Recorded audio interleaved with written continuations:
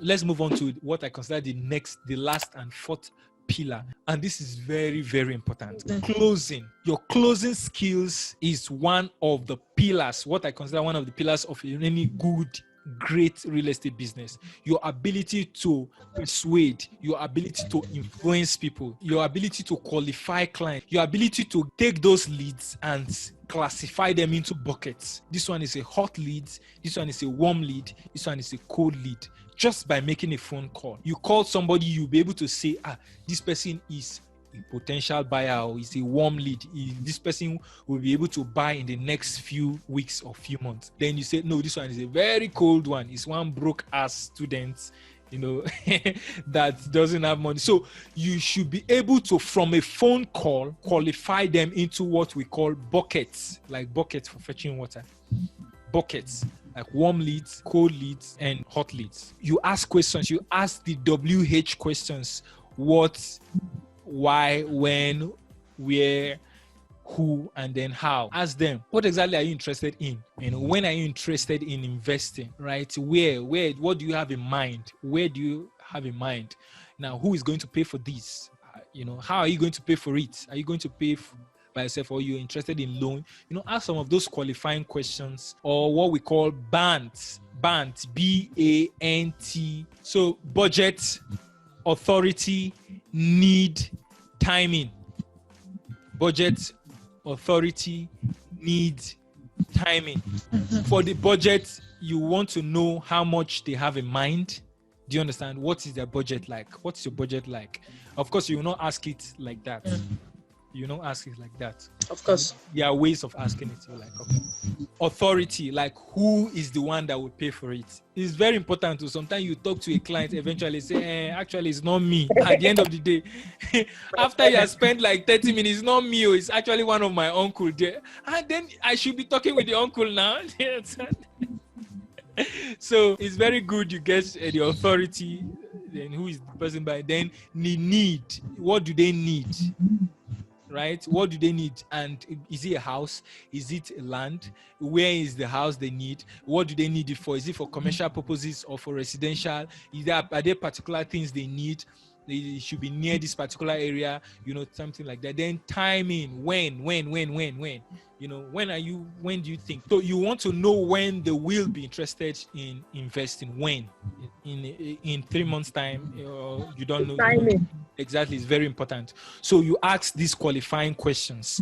It's very important, your closing skills. Then you should be able to handle objections. What are some of the objections you think people bring up when you ask them to invest in real estate? Some they say money, some they say the location is waterlogged, some they say they are not ready. Yes, let me think about it.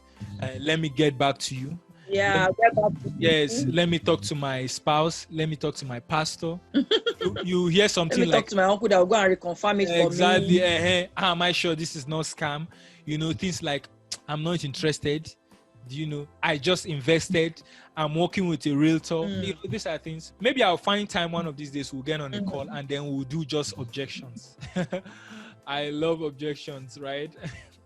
I love getting it. I am not interested. Really? What do you cope with objections? I'm telling you, there are ways of navigating. I have taken people from that say, I'm not interested. In 2-3 minutes, they are what you do, and they're like, wow, when should I pay? Do you understand? Or people will say, like, it's not affordable. If they kidnap your pikin, that money will come out too. Do you understand? And the truth is, when people say it is not affordable, it's usually they don't see the need, or they don't see the value, or they are not sure. There's something somewhere.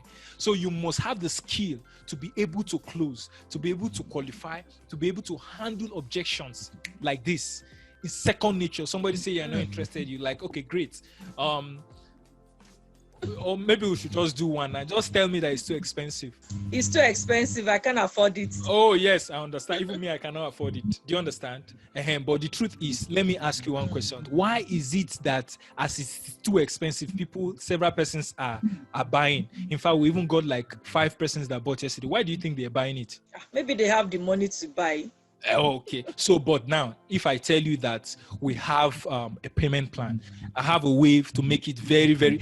Let me even ask you, what is comfortable for you? What is affordable? What is not expensive for you? What's your budget like? Let's say 5 million. Okay.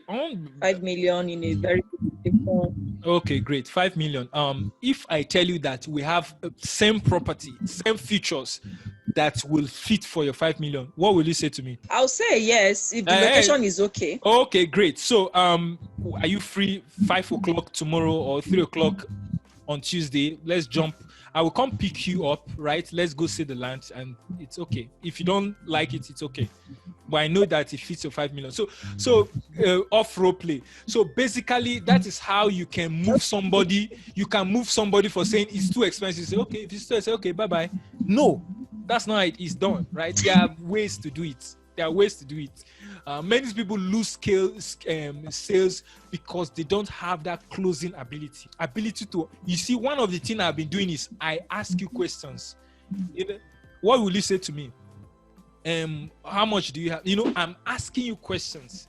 That's a powerful principle when it comes to skill. Don't worry, we'll fix time out and do just closing and handling objections, right? Very powerful. Objection. All right.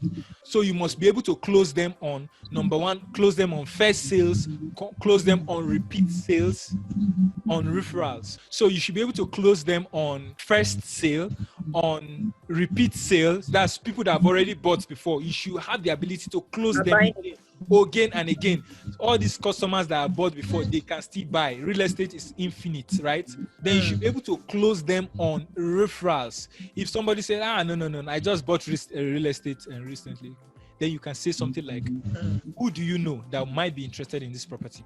And just keep quiet and give them the assignment. So you should be able to close people on these things, right? So basically, these are what I think are the 4 pillars that every realtor needs that will make your business go to the next level. First, you need to brand yourself properly, right?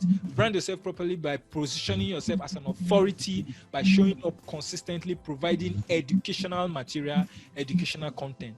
Number 2, you need a way of generating leads consistently, meaning that you need a lead magnet, could be a free download or maybe a free class, so that you get their email and phone number. And then you must look for a way to do paid advertising so that you can get leads beyond your circle, beyond your friends and your family. And you should be getting this consistent every week, every month. Then you need a nurture system. So you nurture them by phone calls, by SMS, by WhatsApp, Telegram, email, consistently, both by automated messages using email and with broadcast. Then finally, you need this skill, this closing skill. Essentially, is very powerful. That's one of the things that has helped me, and I've applied it in several places. My last time I wanted to get to Canada at the embassy. Trust them now. They can so finish you. They are looking for, they've concluded on all that I am not going on this. I'm not going for this. I just quickly brought out one of those closing skills, and before you know, they gave it to me. So you can use it even beyond business. You can use it for your relationship. So you need a good closing skill. Ability to negotiate, ability to wait, ability to influence people. So I consider these as the 4 pillars that you need for your real estate business. If you apply these things, sincerely, you have a good business. By God's grace, so if village people are not on this matter, then you make sales.